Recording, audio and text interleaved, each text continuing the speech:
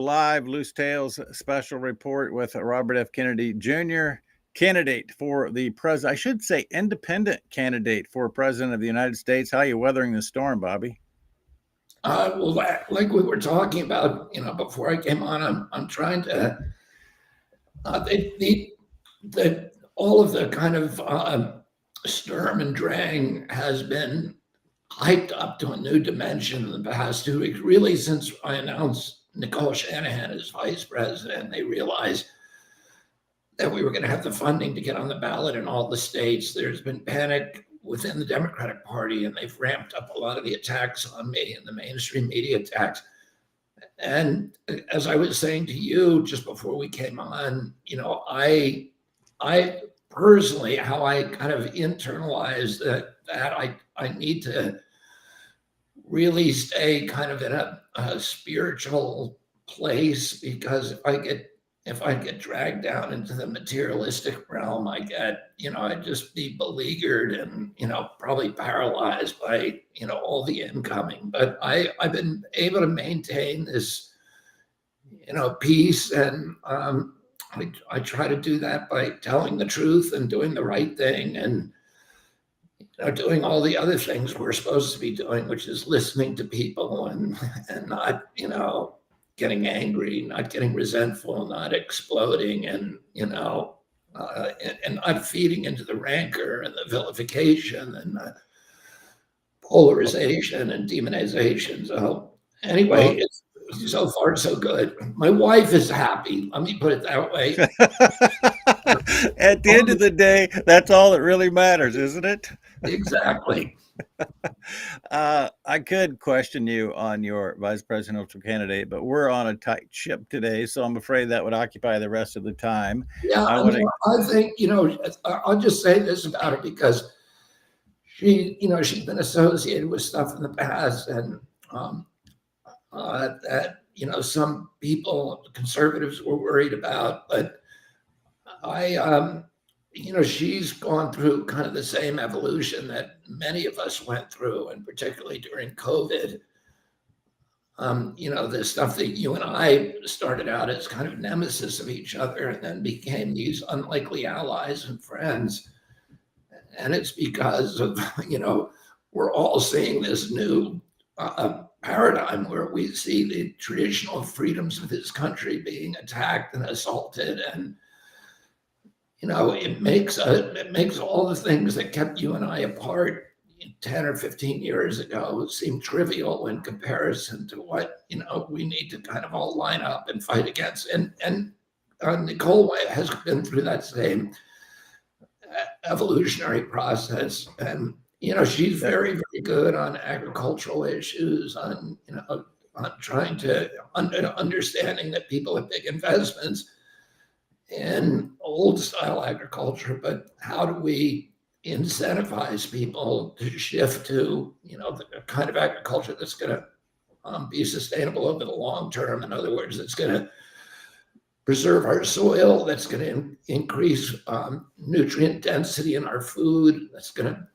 sort of move away from commodity-based agriculture toward food production again, and and reducing exposure to farmers from poisons that are really ruining the health of the entire farm community. And how do we do that in a way that doesn't punish all farmers, and that encourages the growth of and the survival of small farms in this country, which is the backbone of our democracy. Thomas Jefferson said, an American democracy is rooted in tens of thousands of independent freeholds owned by family farmers, each with a stake in our system of government, each with a stake in our capitalist system. And that's what differs us from the European, from the colonial model and from the feudal model. But we're moving more and more back to that feudal model with just, really large concentrations of wealth that are dictating agricultural policy and control of our landscapes by billionaires like Bill Gates and by China. And, those are things we all need to line up and fight against. So, Bobby, due to the fact you went there, I want to get to this because I asked some people what question they would ask you, and you went right to the heart of the biggest question I got. First of all, I'd been waiting for my phone to ring, saying that Bobby Kennedy was calling to ask his old cowboy buddy to be his vice presidential candidate, but that didn't happen. You So were on my short I, list, friend. I'm sure I was on the short list, but we have become addicted to subsidies in all of American walks of life, but in particular in agriculture, because that's my bailiwick. We must wean ourselves off of these subsidies, period. How do we do that? Well, I've been doing a series of talks with farmers who are doing regenerative agriculture all over this country and making money. And I was on yesterday with John Boyd, who's the head of the Black Farmers Association, represents Mm-hmm. 135,000 Sure. Black farmers in this country. But I've talked to I've been addressing exactly that problem, but from a very practical point of view. How do you do it? How do individual farmers maintain their businesses and their operating businesses? And they have to, their primary obligation is to keep that business intact. How do they shift over to a kind of agriculture that is not dictated by the government, that's not dependent on public subsidies, that allows them to make the yields they need, to make the living they need, and make that transition to that new kind of agriculture that's healthier for them and their family, that's not going to poison their water table, that's not going to deplete their soils, that's going to keep that farm intact. And I've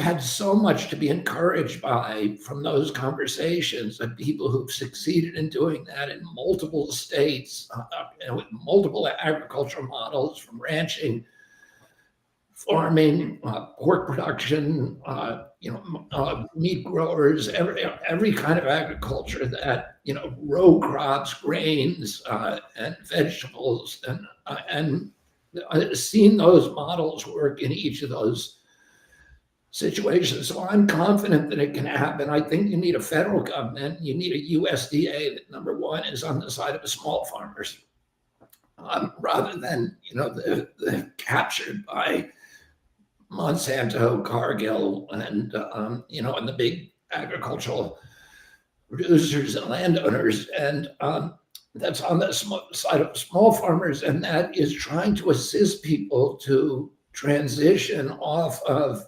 subsidized agriculture and off of chemically based, fertilizers, herbicides, and pesticides.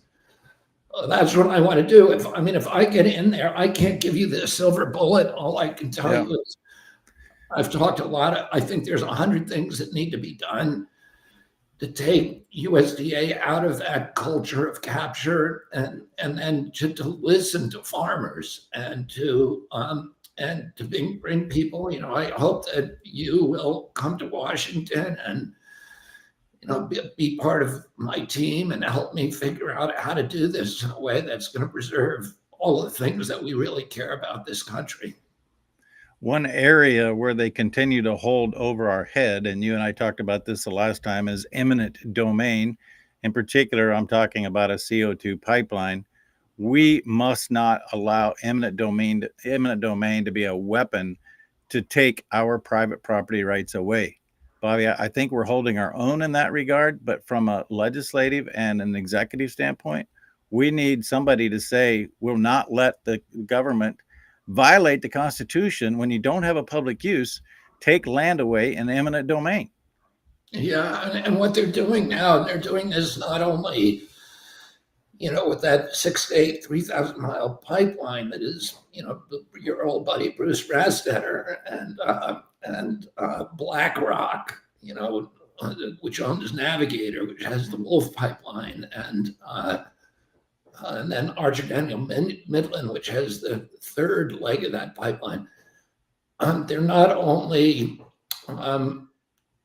they've captured the government, in Iowa with, just legalized bribery, which is their campaign contributions. And they're part of this trend, which is disguising, but the Constitution, as you know, says the government can only exercise eminent domain for a public purpose. And that used to mean, you building a port, or you're building a railroad, or you're building an airport or something like that is clearly going to benefit all of the people in that community. So you're asking a small number to make the sacrifice, giving them due process and just compensation.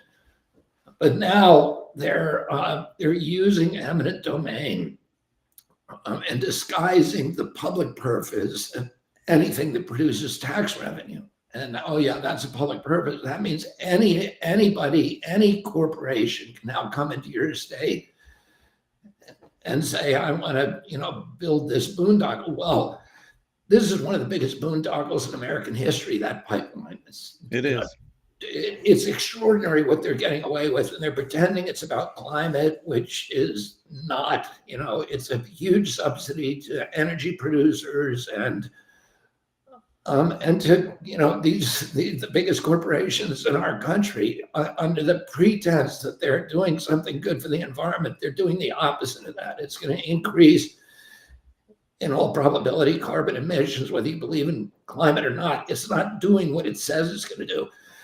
The U.S. government has spent $12 billion on these projects over the past 10 years, and every one of them has failed. Arch-Midland itself has invested billions of dollars in these projects, and everything that they've invested in has failed. It collects 3% of the carbon that it was supposed to. So, and now, now they're going to use this kind. They can't get a permit for deep well injection from the state of North Dakota. And so it's kind of now clear what they're doing is that they're going to use that carbon to inject it into the Bakken crude oil fields, which are now diminishing, in order to increase oil production in those fields. Well, however you feel about that, it puts a lie to the whole project, because the project is supposed to diminish carbon emissions, and it's actually going to increase them. Whether you think that's a good idea or not, the whole thing is just a big, big lie. It's a boondoggle. It's a fraud. It's a hoax. And, they had to pay off every politician in Iowa to get it done. I'm very, very happy that the Iowa House has voted overwhelmingly to take away this power of eminent domain on this project, but it's being held up by the Senate. And again, you start looking at how much these guys have taken, the leaders who are making these decisions, and the governor, from Bruce Rastetter and from the other, proponents of this pipeline, beneficiaries, I'd call them, that, it's clear why they're doing it. It's not for a public purpose. It's for their private purse. It's monopolizing a valuable commodity, CO2. That's what it's about. You've got some handlers that are going to hook you pretty quick here. Speaking of Iowa, you have a significant event coming up in West Des Moines on Saturday, an assembly. Tell us about that, and what do we need to do? Yeah, well, I have to get 1.5 million signatures to get on the ballots in all 50 states, which I'm going to do. And Iowa has this all the states have these bizarre rules, but Iowa has a really great rule for me, which is it exempts you from the ballot requirement if you can assemble 500 people in a single room at a single time, and they all fill out a short form saying they were at that event, and that's it. And so we're going to do that at the Val Air Ballroom in West Des Moines this Saturday. I'll be there, and people can figure out where it is by going on Kennedy24, Kennedy24.com/events. And if you can come to to Des Moines, West Des Moines that day and show up for a half an hour at this event, and we're going to have a lot of fun. And I look forward to meeting all of you. I'm gonna try to do a selfie line and take a picture with everybody, which we do at every event, and we're going to get on the ballot. Final words, Bobby. What do you want us to most know? What's your takeaway? My takeaway is I'm going to fight harder for the American farmer than anybody who's running. It's a priority for me. It's been, I think, like I said, the American farmer is the backbone of our nation. We need to make sure that they have that hardworking people have business models that work, that we continue to be the breadbasket of the world, we continue to feed the world in this country, and that we go back to having very, very high quality foods with, great nutrient density, and we help farmers who want to transition off of the chemicals and the poisons and subsidies and make money on their products, which I think is really why people are on farming, and not make themselves sick in the process, and make sure they preserve the soil so that that asset is something that they can leave with pride and with assurance to their children. That's Robert F. Kennedy Jr. campaigning. Look for him in West Des Moines. And once again, Bobby, what's the address that people go to get information on where to be Saturday? Thank you, Trent. Kennedy24.com/events. And I'll see you there. Trent, Don't forget. thank you so much. I'd love to come on your show anytime, so just let us know. Thank you, Bobby. I appreciate it. And I echo his sentiments. Food and fuel production are a means of national security. We cannot allow the farmer to continue to take it on the chin. Loose tales. God bless the veterans and the farmers who feed.